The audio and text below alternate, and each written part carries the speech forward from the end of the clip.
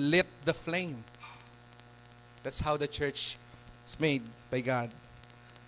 And now this gospel truth of old shall not kneel, shall not faint.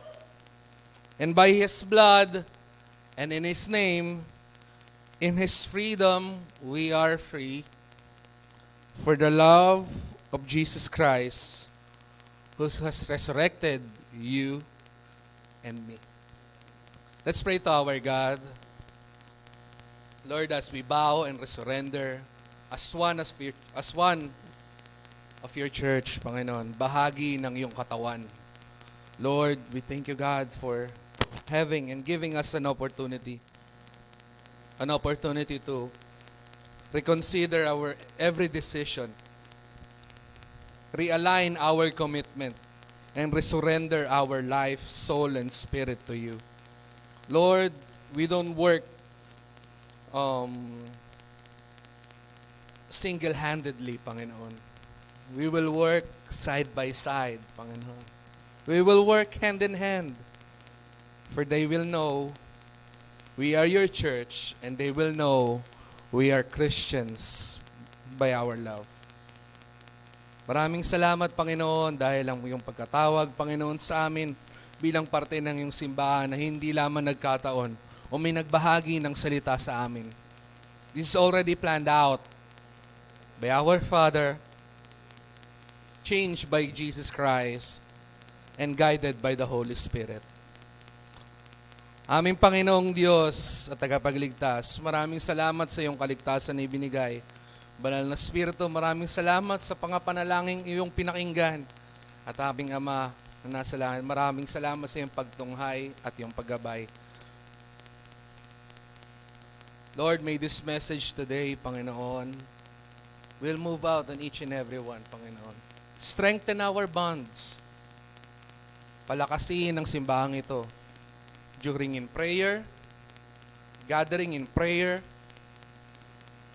having youths, young professionals, true worshipers in spirit and in truth, and regular attendees that doesn't want to miss out your Sabbath day. Lord God, we've been this for many years, Lord God.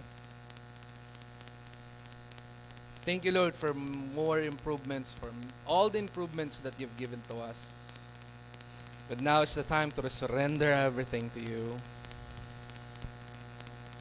Unite us, each and every one of us. In Jesus' mighty name we pray. Amen and amen. Palakpakan natin ang Diyos na buhay. Hello, Sam. So, ang topic natin for today is a holy church, a flock to consecrate. So, buksan natin ang ating mga Biblia sa 1 Corinthians chapter 3, verse 9.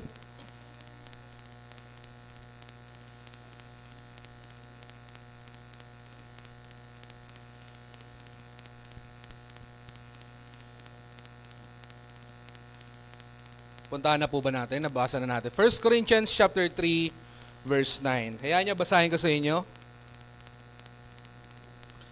For we are co-workers in God's service. You are God's field and God's building. A holy church, flock to consecrate. What we are in this correlation we have with our God as His church. Last Sunday, we learned about the Church of Christ. Napag-aralan natin, kapag open ng ating topic buong month of June, kung ano ba ang Iglesia ni Cristo, ang simbahan ni Jesus. The gathering ng believers, nalaman natin na ito ay gathering ng mga naniniwala kay Cristo. Nalaman din natin kung ano yung composition nito. Siyempre. And its unique partnership with Christ in the last days. So, nalaman natin composition na tayo ay katawan at ang ulo ay si Jesus. At yung vital part nun ay yung unique partnership natin sa ating Panginoong Jesus bilang kanyang bride sa darating, sa muli niyang pagdating dito sa mundong ito. He is the groom, we are His bride. Now, we need to understand what we are in this correlation we have with our God as His church. Ano ba yung kailangan natin maintindihan? Ano ba talaga tayo sa correlationship natin sa Panginoon? Diba, alam natin tayo yung church, tayong katawan, tayo ang ulo. Pero ano nga ba talaga tayo? It will give us more deeper on our identity and role sa simbahang ito. Ano nga ba? Bakit nga ba ako narito? Bakit nga ba tayo narito sa simbahang ito? Sa iglesia ni Kristo. Comprehending this will strengthen our bond to Christ. Napaka-importante daw nito dahil pag inalam natin to ng lubusan, if we comprehend, hindi lamang to inilam ng, nalaman mo lang. Pag sinabing comprehend, we understand deeply at ganon ka-importante. Comprehending this will strengthen our bond to Christ. Siyempre, palalakasin nito ang ating connection sa ating ulo, which is ang Panginoong Hesukristo. Foster relentless compassion for one another. Palalakasin rin nito ang ating pagiging compassionate sa bawat isa. Pagiging maalalahanin, pag-intindi sa bawat isa bilang isang simbahan. And will help us live with the purpose of reconciling the lost. At palalakasin rin nito ang ating evangelism, ang ating pag-akay sa mga nawawalang tupa ng Panginoon. While we grow spiritually as we await His return. Yan.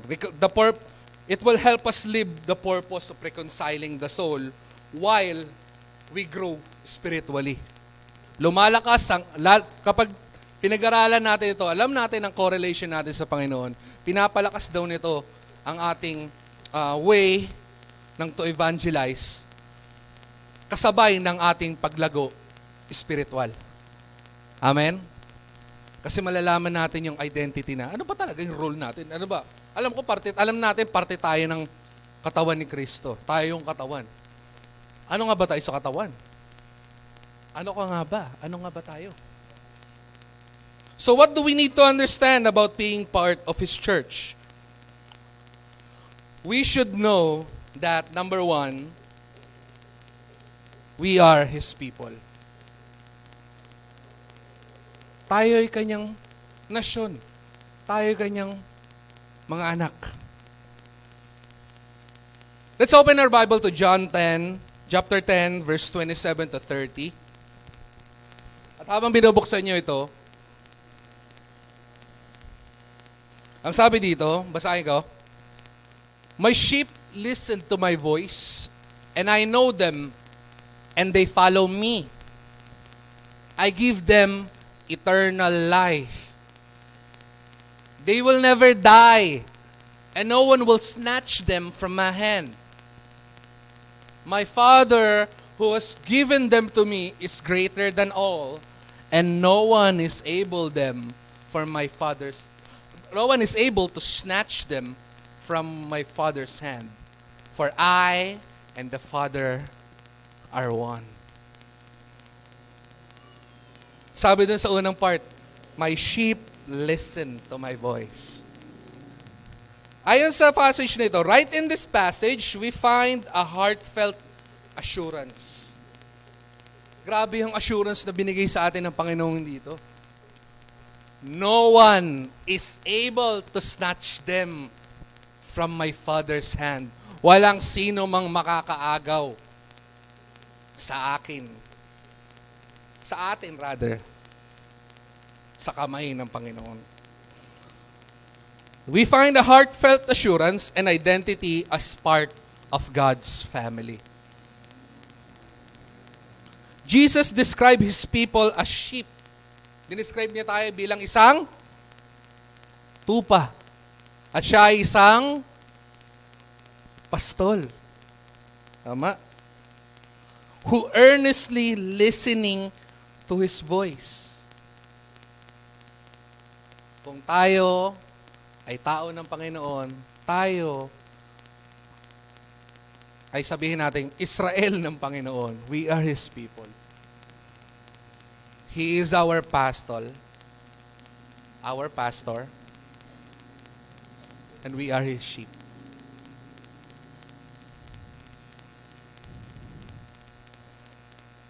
His people, as sheep who earnestly listening to His voice, knowing Him, and following Him. That's how He described His people. Do we belong sa tatlong ito? Tayo ba'y nabibilang sa tatlong ito? Kung tayo i-categorize natin ang sarili natin bilang mga tao ng Diyos or belong sa mga anak ng Diyos, do we earnestly listen to His voice? Do we continuously knowing Him? Inaalam ba natin siya ng patuloy? And sinusundan ba natin siya ng walang paghinto?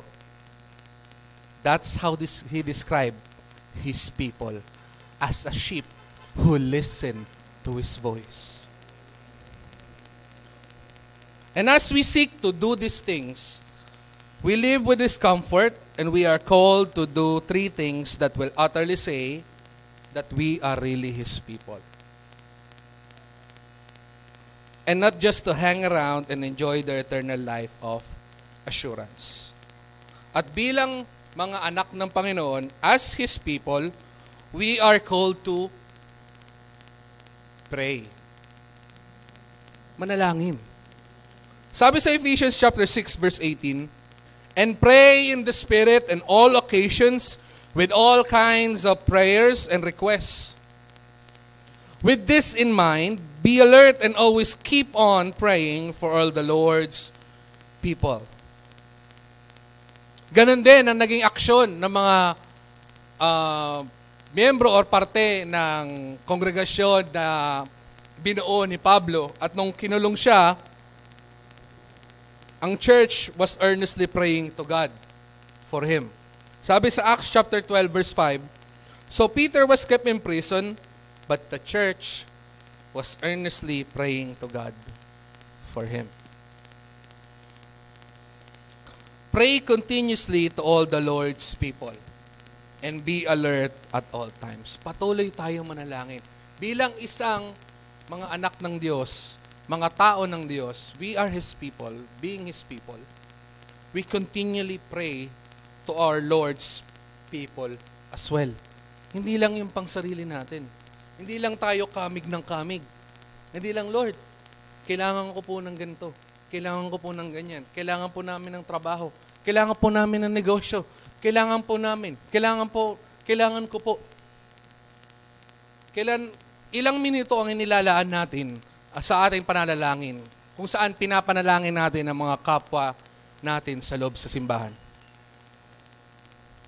Lamang na lamang ba? O mas na lamang na, Lord, eto po ang gusto ko. Lord, eto po ang naisin ko. Panginoon, eto po ang kailangan ko. Kailan ba natin binanggit sa ating mga panalangin sa Panginoon, Lord, aming Diyos, eto po ang kailangan niya. Narito po ang kailangan namin. Narito po ang kailangan nila. Kailangan po nila ng paggabay. Kailangan po nila ng kapayapaan. Bilang mga anak ng Diyos, bilang kanyang mga tao na under sa kanya, being His people, we should earnestly pray not only by our own self-advantage, mas dapat lamang ang mga panalangin natin sa ating mga kapwa sa simbahan. Amen? Dapat mas lamang yun. Mas lamang yung pag-intindi natin. And be alert at all times. Always have a keen sense to our surroundings if there is imminent works of the enemy. Dapat lagi rin tayong alerto. Alerto tayo na dapat, kailangan may panalangin na ito. Alam niyo ba na ang simbahan natin ngayon currently is under attack? We've encountered so much loss in this year. We've lost so many people, members of this church. Not only lost souls, pero may mga namatay. At sinusubukan ng ating pananampalataya. Sinusubukan tayo ng kaaway kung tapat nga ba tayo or bilang nga ba tayo sa simbahan ni Kristo.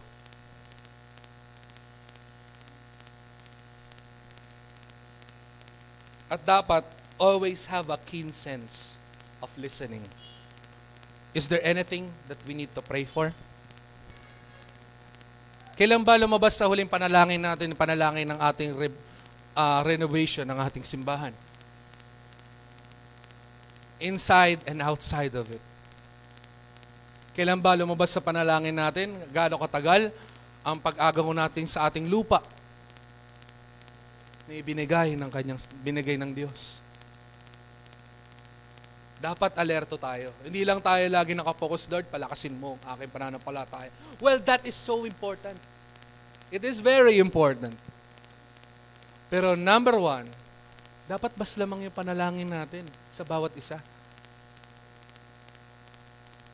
At kung mas lamang yung panalangin natin sa bawat isa, sa tingin mo magkukulang pa rin ng Diyos kasi hindi na natin pinapanalangin ng ating mga sarili? Hindi. Kasi tiyak yun, kung pinapanalangin natin ang isa't isa, lamang ang iba kaysa sa atin, yung isang tao na pinapanalangin, portion yung pinapanalangin ka rin, na mas lamang din sa iyo. Mas lamang din sa kanya, rather. That's how prayer should work. Kaya nga dapat mas laman tayo ng prayer meeting, hindi ng services. Well, this is right time. Tama to, this is the Sabbath day. Pero dapat in praying one another, praying together, dapat mas lamang tayo. Dapat ang midweek service natin is healthy.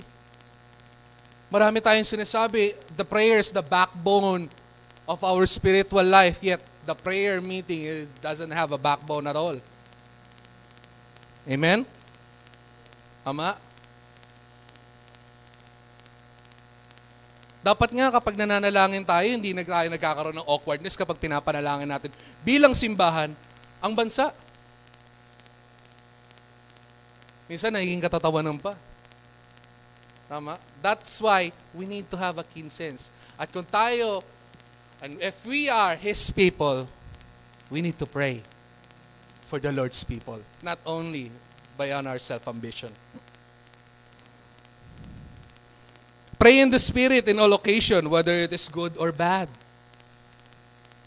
Say our request to God that may benefit His kingdom. Number 2, compassion. As His people, we should show compassion. Sabi sa Colossians chapter 3 verse 12, therefore, as God's chosen people, holy and dearly loved, clothe yourselves with compassion, kindness, humility, gentleness, and patience. Alam nyo, guys, compassion is a virtue where some may find themselves lacking.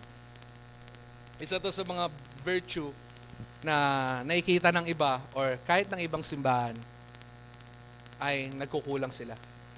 Having compassion sa bawat isa. Grabe yung grabe yung nakaraan, we have a conversation in someplace else.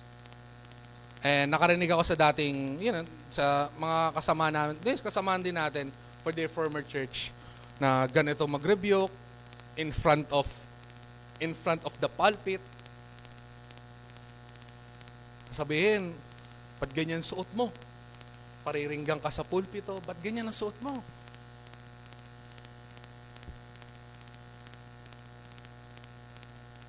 Tapos papatawag ka. Tapos mayroong sitwasyon doon na isang worker daw nagkaroon ng parang partner na unbeliever, let's say. E di umatin yung unbeliever na jowa. Yung partner. Pagpasok pa lang, ang sama na ng tingin ng mga leader sa simbahan na yun. And after nun, kinompronta daw yung partner. Along with that. Alam niyo nangyari doon sa partner? Iyak nang iyak. Parang sobrang sama daw ng ginawa nila. Yung lahat naman ng pagbabawal daw ay ginawa nila, hindi sila nagsasama ng dalawa lang sila. Pero grabe ang rebuking. Grabe ang paninita. Grabe ang pagsira. Hindi ko sinabing masama ang paninita, pero grabe. In front of the public. Sometimes, the church, not all the church, but there are some who is lacking with compassion. Compassion is a virtue where some may find themselves lacking, yet it is essential for fostering true and understanding community sa simbahan. It is essential. Mahalaga sa bawat isa sa atin, sa simbahan natin. Sa simbahan ng Panginoon. It's very important we have compassion with each other. As we realize our secure position sa Panginoon, gaya nga ng verse kanina, no one can snatch in our hand because He is I and Father are one. Diba? Secured na secured. Si Jesus ay Diyos, gaya ng kanyang Ama. Sabi doon, we are called to reflect His love and care within the community.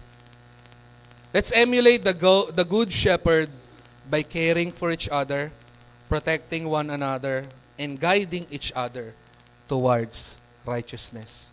That is compassion. Pero hindi ibig sabihin ng compassion is puro, hindi kaya mo yan.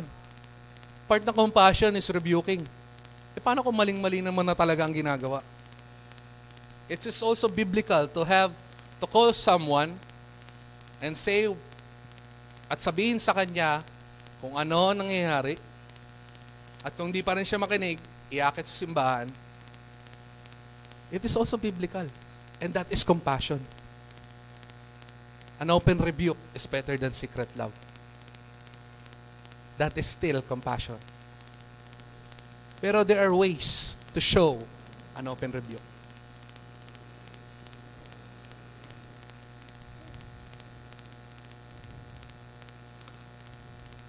Alam niyo po, ang community natin ngayon, itong simbahan natin ngayon, is full of compassion.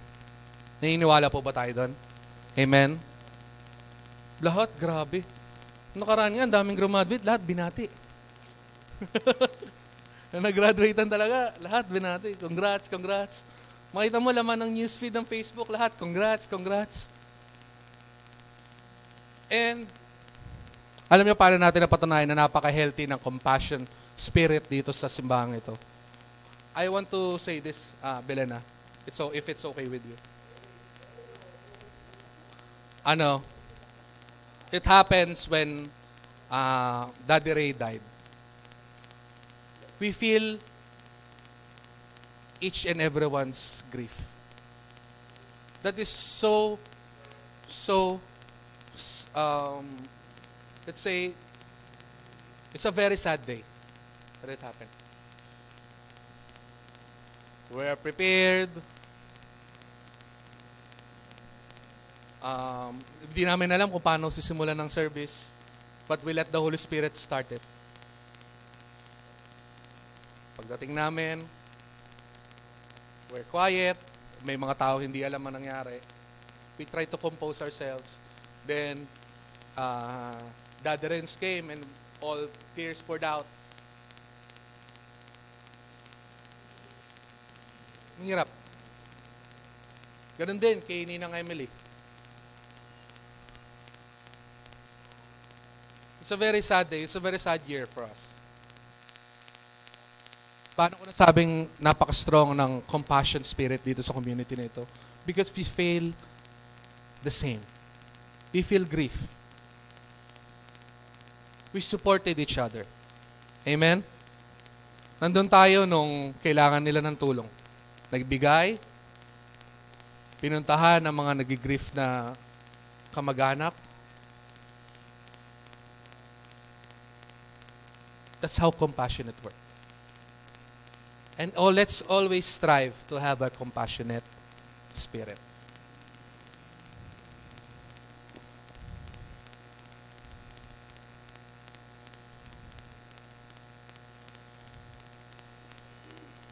Pangatlo, win. To the weak, I became weak. Sabi sa 1 Corinthians chapter 9, verse 22 to 23, to the weak I became weak, that I might win the weak. And I have become all things to all people, that by all means I might save some. I do it all for the sake of the gospel, that I may share with them in its blessing. As a church, it's crucial for us to demonstrate the significance of winning souls. Dapat alam natin yung kahalagahan ng na mapanalo natin ng mga kaluluwa.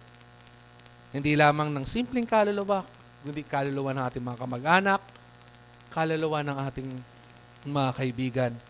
At higit sa lahat, pag sinabi natin win souls, is not only for evangelize. We need to win souls of each other. Napaka-strong nga ng evangelism natin. Kung nasa loob man ng simbahan ay we don't have a compassionate spirit. We can't even win the souls of each other. Laging we're stepping on the wrong foot, sabi nga ng mga Amerikano. Laging kapag natapakan ng ay nagkakaroon ng offensement. Diba? We need to win souls, not only outside of the church, but it's inside. Dapat walang tarayan. Walang taasan ng kilay. Dapat pag-approach pa lang sa loob po ng ating mga bahay, ay we have a greeting spirit. Nalala niyo yung lalo na ng mga nakapanood ng Apostle Paul? Kapag pagpasok pa lang nila sa simbahan, ay they greet Paul, they care for Paul, at ganun din si Paul, lalo na sa mga miyembro ng simbahan nung unang panahon na iyon. It's not merely about sharing the gospel, but about adaptable to all individuals to win them. Sharing the gospel as a blessing in their life through us. Ganun po yun. It's pray, compassion, and win. Number 2. May tanong po tayo dun sa unang part natin. If we don't have these 3 things, pray, compassionate spirit, and winning souls. If we don't have these 3 things, are we really His people? Tayo ba talaga tunay na anak ng Diyos? Tunay na kanyang simbahan? Pangalawa, He is our God. Siyempre, siyang ating Diyos. 1 Corinthians chapter 3, verse 3 to 7. Because ito sabi dito, paalala to ni Pablo sa mga taga-Korinto. Because you're still influenced by your corrupt nature, when you are jealous and quarrel among yourselves, aren't you influenced by your corrupt nature and living by human standards? When some of you say, I follow Paul, and others say, I follow Apollos, aren't you acting like a sinful human?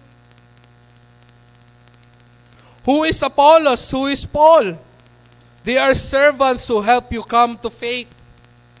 Each did what the Lord gave him to do. I planted and Apollos watered, but God made it grow. So neither the one who plants nor the one who waters is important, because only God makes it grow. It's only God.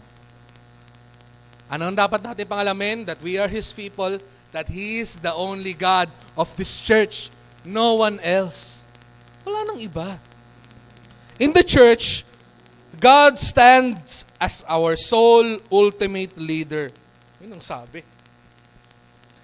Yet there are instances, may mga pagkakataon, there are individuals may prioritize their own interest over God.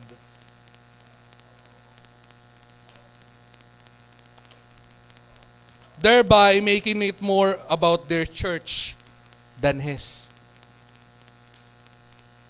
Minsan nagagawa natin to. We're making it our church, not His church. It's all about me and me and me. Dapat ganito yung church, ba't ganyan yung dapat ganito yung ginagawa natin sa simbahan natin, dapat ganito. Ba't yung kurtina ang pangit? Ba't ganito? Ba't ganito yung sauce? Ba't yung upuan ang dumi? Well, that is very vital. Bakit ganito ang ugali niya? That is very vital. But again, this is not our church. It is His church. He is the only ultimate leader. Living by human standards, having faction over faction, ayun ang masakit. May faction sa loob ng simbahan. And bragging, making themselves sacrilegious. Alam niyo po yung salitang sacrilegious? Pag sinabing sacrilegious, we are lacking proper respect to our sacred God and His sacred dwelling place. Nalaman ko tong salitang ito nung sa Young Sheldon na series. Ang ginawa ni Sheldon ay gusto niya maging katulad ni Einstein. So ang ginawa niya, nalaman niya si Einstein ay isang Jewish. Kalahin niyo, ang pinakamaralinong tao ay isang Hudyo. Anak ng Diyos. So ang ginawa niya, nag-act siya na isang Hudyo.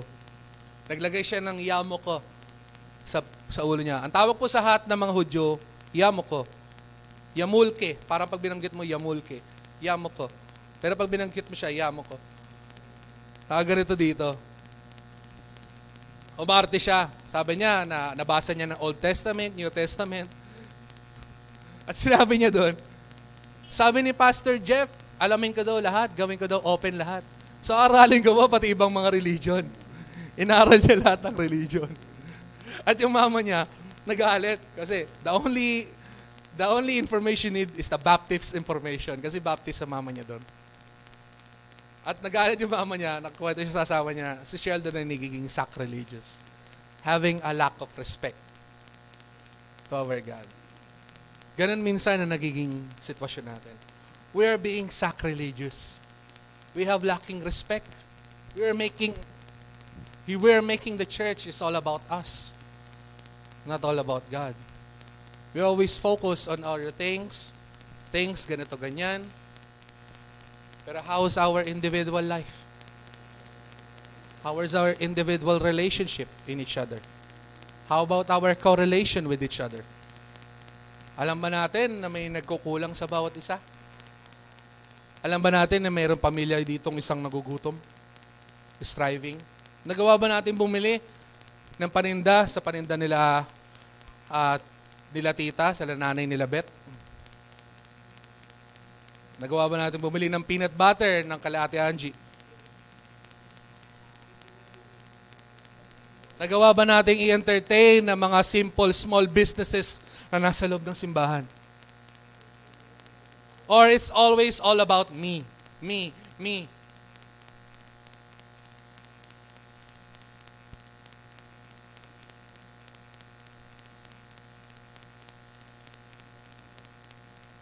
He is only our God. Amen? He is the head of the family, and recognizing Him will boost our unique calling and gifts in one accord. Kailangan mo yun? Kapag mas lalo nating iniisip ang kapakanan ng Diyos over sa kapakanan natin, bilang isa siyang Diyos, it will boost our unique calling and gifts. Hindi lang ng bawat isa, it will synchronize with each other. Kalaya mo yun yung gifts mo aligned sa gift ng kapwa mo dito sa simbahan. Hindi lamang pansin, hindi, gifts ko lang naman yung mga, magaling na naman ako kumanto, magaling lang naman ako magluto, magaling ako mag-design. Hindi ko kayo kailangan. Hindi ganun. He's the only God. He's the only leader of the church. Let's don't be sacrilegious. It's not all about us. It's all about Him. So we need to go with one accord. Napaka-importante pa bilang siya ang Panginoon ng simbahang ito. Siya lamang ang sole leader na communication is vital as well in the church. Amen? Dapat magkaroon tayo ng komunikasyon sa bawat isa. At pag sinabing komunikasyon, hindi yung messenger, Facebook, nag-uusap. Nagkakaroon ng proper communication. We don't have any silent treatment. We talk with each other. That's how people work.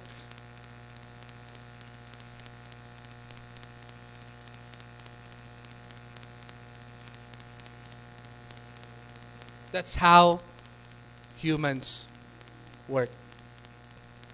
Communication is vital as well in the church. We listen to understand. Kasi ang mundong ito, karamihan, minsan, we listen to reply. Tama? Pinapakinggan kita, papakinggan kita, pero antayin mo yung reply ko. Hindi ganun. We listen to understand. And once we understand, we adjust. At sa parte na ito, hindi lamang yung na-offend yung mag-a-adjust. Ay, naka-offend yung nag-a-adjust. Ganon din yung na-offend. He needs to adjust. That's how communication works. We listen to understand, not listen to reply. Minsan kasi pag napakinggan, lalo na ngayong mundong ito, pag napakinggan, ano ba yan? Pride month pa naman ngayon. Bakit umuso yung kantang titibo-tibo? Di ba? If you know the trend, kasi nangyari po kasi, daming galit. Marami nagalit. Kasi Pride month ngayon, tapos meron parang eksena na, yung about dun sa kanta na yun. Kasi may bridge yung Moira na parang natauhan siya na nakilala niya yung tunay na lalaki. Na parang, Pride month kayo, ba't nataon nyo pang ganito, ganyan, ganito, ganito? Well, akala ko ba, Pride means, akala ko ba sa kanilang sekta, Pride means all love.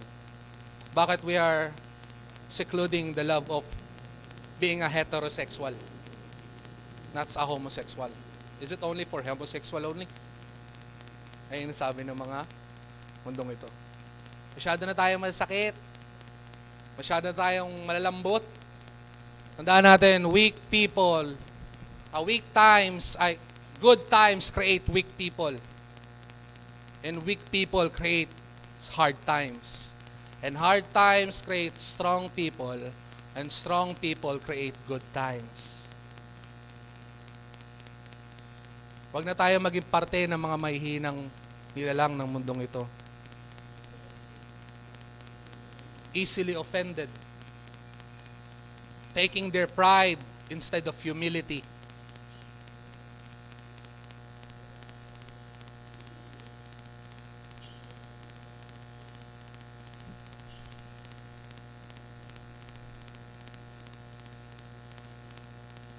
But we act and we listen.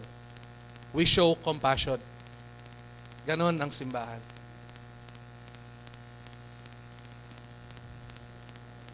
He is the one who brings growth in our lives and peace in His church. And no one else. Siya lang naman na nagpapalago ng simbahang ito.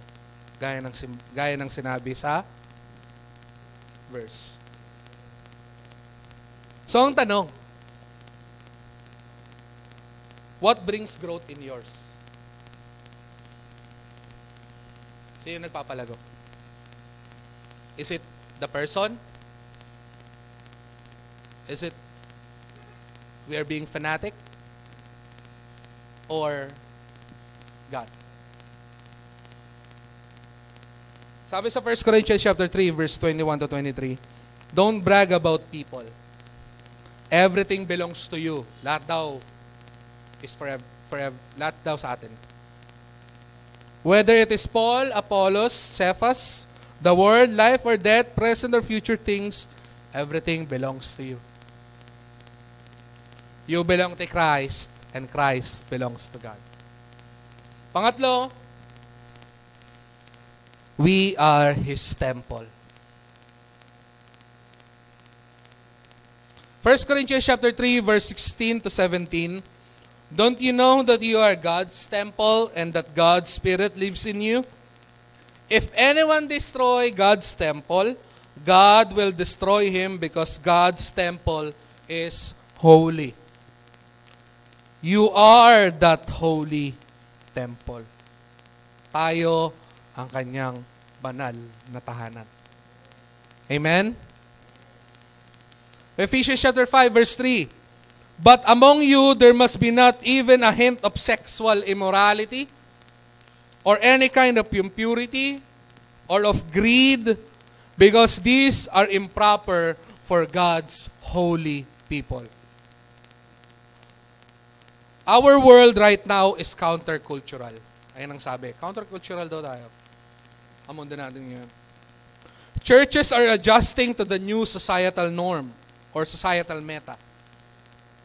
Ma-adjust na. Ang church, ma-adjust na. Alam niyo ba sa US, ang church, ang tugtugan na nila ngayon, sa praise and worship, R&B, hip-hop. Glory to the Father, you deserve our praise. Pero alam nyo, it wins many youths right now. And there is some kind of revival in the US as of the moment. Akala lang natin, puro pride moment, puro abortion. There is a revival in the US. At ganun din sa ating simbahan ngayon sa Pilipinas.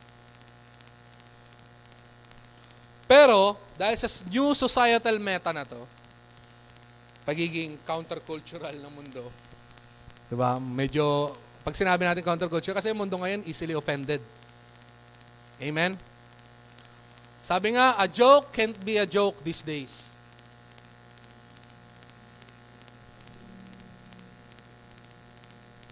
But in doing so, they have embraced a new way of life that contradict the sacredness of our existence.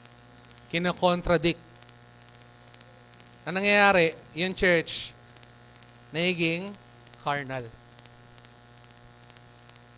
Nagiging makalaman. At ang templo, hindi ang simbahan ang nasisira, hindi yung bahay ang nasisira.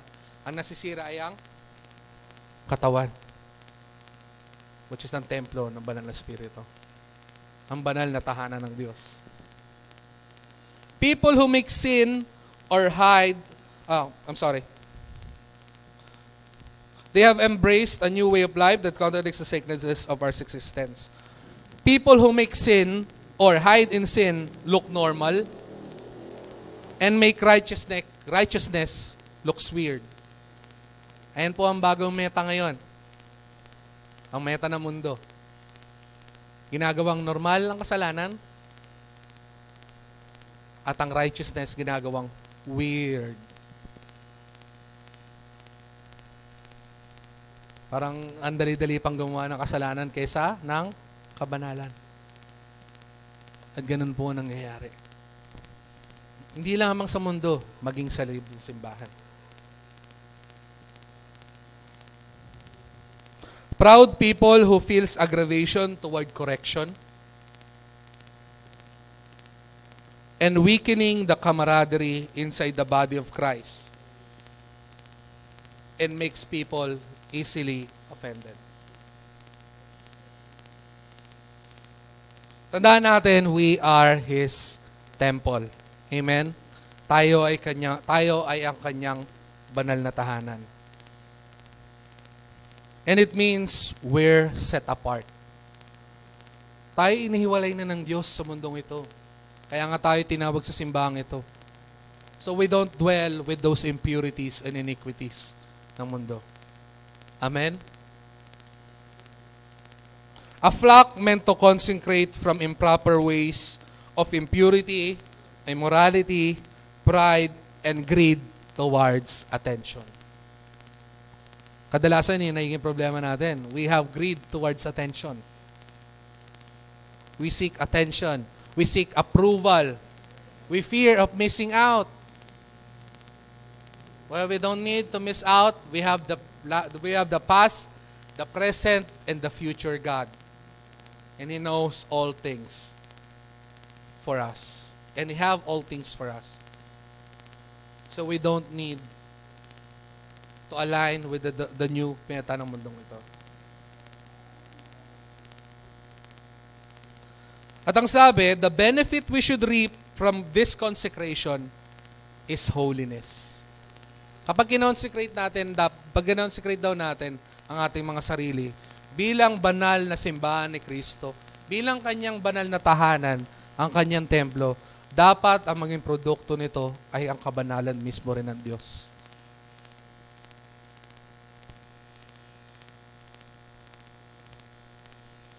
May our life became a sacred dwelling from within.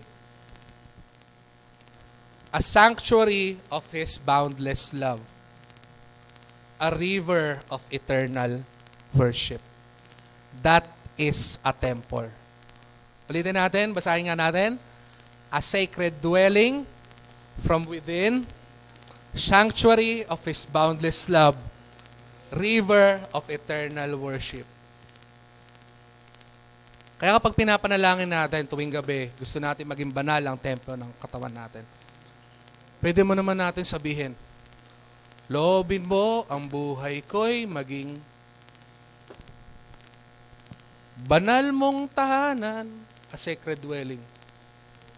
Luklukan ng iyong wagas na pagsinta, sanctuary of His boundless love. Daluyan ng walang hanggang mga papurit pagsamba. Maghari ka, O Diyos, ngayon at kailanman.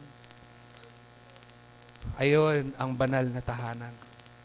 We pray to become a sacred dwelling, a sanctuary, and a river. That is the temple. Hindi lamang po itong yung pagsasama-sama natin. God is specifically telling us to be a sacred temple. Hindi lamang po itong simbahan na to. Tayo po mismo sa bilang isang individual. Kasi kapag tayo ay banal na templo ng Panginoon, ang mismong pagsasama-sama ng simbahan ay magiging isang banal. And holiness will be imminent on this church. Amen?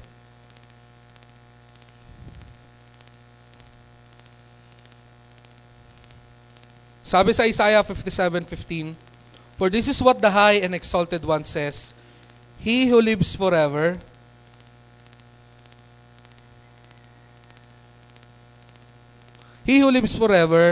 whose name is holy. Ang sabi, I live in high and holy place, but also with the one who is contrite and lowly in spirit, to revive the spirit of the lowly and to revive the heart of the contrite. Tutulungan tayo ng Diyos maayos ang ating templo, ang banal na tahanan. At kapag naayos ito, panigurado, ang simbahang ito ay mapupuno ng kabanalan. Amen?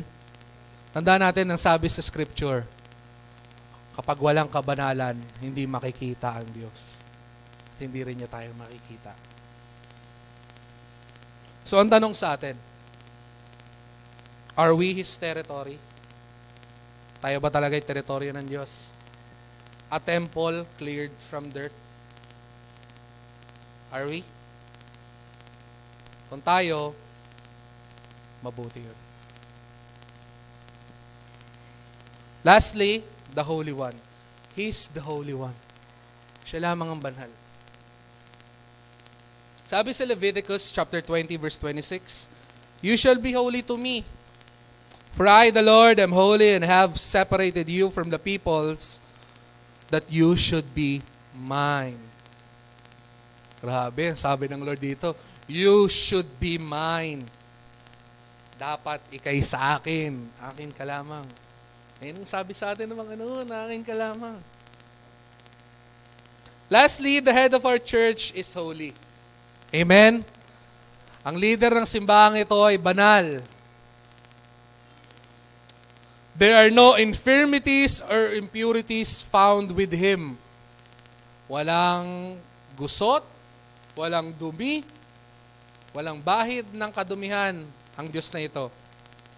At kung ganon, a holy God should be represented by a holy church. Amen? Perfecting holiness out of reverence for God. Kapag sinabing reverence, banal na pagkatakot sa Panginoon. Hindi natatakot dahil may impyerno, natatakot dahil may paggalang sa Panginoon. Amen? Because He is holy and we need to be holy. Bakit? Dahil mamamatay ba tayo? Well, in fact, we will die. Yes, if we're not holy. At nandiyan ang Panginoon sa harap natin. We will die instantly. But we need to be holy because we have respect to our holy God. Amen? A perfecting holiness out of reverence of God. Reverence for God, rather. Make every effort to live in holiness. For without holiness, no one will see the Lord. Ayan, ang sinasabi ko sa inyo kanina. Without holiness, no one will see the Lord. At paano natin gagawin yun? We live according in His Word. Lagi natin basahin ang Kanyang salita, manalangin, magpuri. Pero higit sa lahat, in our relationship with each other, ayun ang sabi, have the same mindset as Christ Jesus. Ano ba ang mindset ng Panginoon? Nagkaroon tayo ng ganong mindset. He is a holy God. Banal siya. Nagkakaroon tayo ng pagkatakot. Pagkatakot na nagdudulot ng ating mas malalim na relasyon sa Panginoon. Naalala niyo kung paano manalangin si Jesus sa John, yung bago siya mamatay? Sabi niya, kung pwede lang, wag kong tanggapin tong saro na ito. Pero dahil siya may paggalang sa kanyang ama, pero dahil ito yung kaloob, ngunit wag ang kalooban kong masunod, kundi ay ang sayo.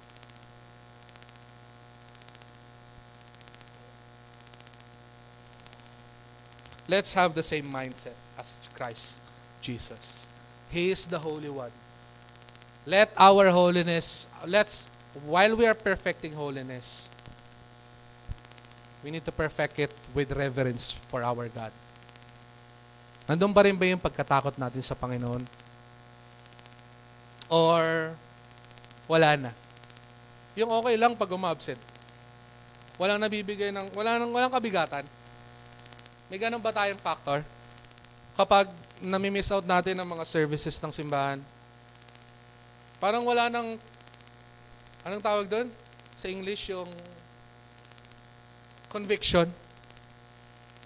Parang okay lang, absent lang ako. Hindi naman ako hanapin eh. Okay lang, may sasalo naman sa akin. Anong ba rin ba ang ating paggalang kapag ina-assign tayo bilang mga part ng workers ng simbahan? Or okay lang kapag na-miss out natin? Okay lang tumanggi kasi maayos na yung trabaho. Maayos na ang ating kalagayan. Yung tipong pag ina-assign ka, uy, pwede ka ba magluto? Kasi may gawain tayo. Hindi, busy na ako eh. Nandun ba yung paggalang natin sa Panginoon at Kanyang simbahan? Sa kagalang sa Kanyang presensya, naroon pa ba? Or pag in-assign tayo bilang isang song leader, isang preacher, isang evangelist, parang nandun na yung lakas ng loob tumanggi. Well, wala namang masama kung tumanggi. Pero kung yung palaging tanggi, wala na bang puwang ang Diyos? Wala na ba yung paggalang natin? Na dati, we begged for this ministry.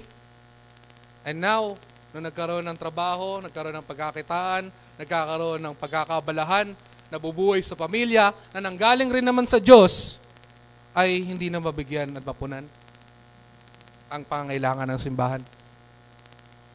Nasaan na ang pagkatakot na nagbibigay ng kabanalan?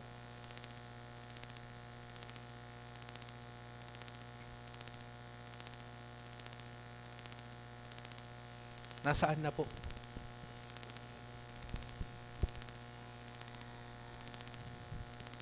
Kung alam natin na kabanalang Panginoon, dapat meron tayong paggalang sa Kanya.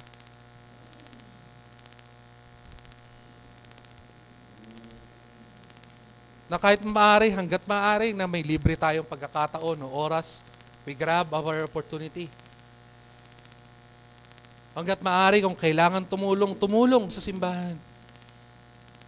Tumulong sa nangangailangan sa loob ng simbahan. So, diba, sabi nga sa kanta natin kanina, they will know we are Christians by our love.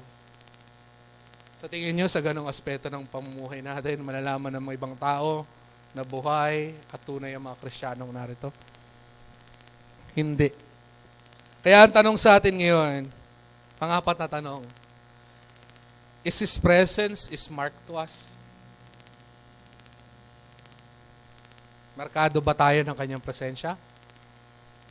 O may bahid na rin ng kadumihan? Sa ating pagtatapos, ang paalala sa atin ng Panginoon, we are no longer foreigners and strangers. Hindi na tayo strangers sa simbahang ito. Tinawag na nga tayo ng Panginoon, mapabilang sa Kanyang simbahan. We are now fellow citizens of God's kingdom and member of His household. Siyempre kapag sinabing member of His household, tumutulong ang bawat isa. Nagtutulungan. Hindi nagsasakmalan. Hindi nag-aangilan. We're not animals. We're children of God. Amen? That's member of His household. Built on the foundation of the apostles and prophets, with Christ Jesus Himself as the head. Alam nyo, sobrang faithful ng Panginoon. So sobrang faithful ng Panginoon, hindi lang niya tinawag tayo para maligtas. But also, tinawag niya tayo para magkaroon ng fellowship sa Kanyang anak. At yun ay si Kristo Jesus. At yung fellowship na yon ay tinatawag na simbahan. A church of Christ. Hindi lang to fellowship with one another with us. Na bawat isa. It's also fellowship with God. Hindi lang tayo tinawag para maligtas, but to have fellowship with God and each one another. Christ Jesus is our Lord. God is currently restoring our church. Naniniwala ba tayo doon, church? Naniniwala tayo. Even when the enemy attacks, He brings restoration. Amen? Kahit ang kaaway ng kaaway natin ngayon ay atakihin tayo or inaatake tayo. Totoo naman, inaatake tayo. We really are. O, hanapin mo ngayon sino yung nawawala. Sino yung nasa isip? Sino ngayon pag naghanap ngayon, meron 3 o 2 silang nawawalang kakilala nila. Ngayon, sa simbahang ito. Sino? Taas ang kamay. Diba? Pag lumingon tayo. We are really being attacked by the enemy.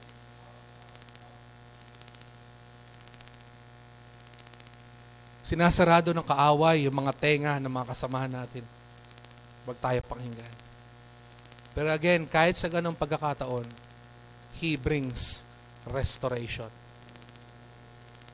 At syempre, dapat magmula rin sa atin. Sa atin, na active ngayon, mainit ngayon sa Panginoon, na maniwala na pinapagaling tayo ng Panginoon. We are being restored currently by God. Simulan natin sa prayer. Prayer meeting. Huwag natin antayin may magpapako pa sa krus dito para umatin tayo ng prayer meeting. No? Simulan natin. It's a simple thing. Kasi kung sa simpleng bagay na yon, hindi natin magawa, well, let's don't expect magawa ang simbahan. I'll be hard on you guys. Huwag na tayo mag-expect. What's the current report of our finance? Is it okay to build a church, Mariela? No. Do you think a simple amount will make a renovation of this church? No. We need God to have a fully renovated church. And money will follow. Materials will follow. Pero una nating gawin, let's build and surrender to our God. Number 1, prayer. Manalangin tayo. Ito tayo prayer meeting. Tatapatin ko na kayo. Alam ko may ginagawa tayo sa bawat isa. Inalagaan natin ang mga asawa, mga anak, ang ating mga pag-aaral, ang mga pangangailangan ng pamilya. Pero kung magkaroon tayo ng libreng oras, panahon, punta tayo, prayer meeting, manalangin tayo sa bawat isa. Do you think God will not hear us? Magkaroon din tayo ng pagpapakumbaba. Magkaroon tayo ng pagpapakumbaba na paglapit sa Panginoon. Have you remembered the word? If my people will humble themselves. Ano nakasunod nun? And pray. And seek my face. Simulan natin.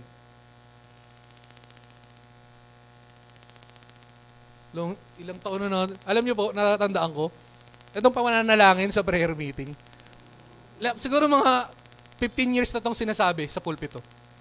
Oh, seryoso. Pero the numbers is still the same.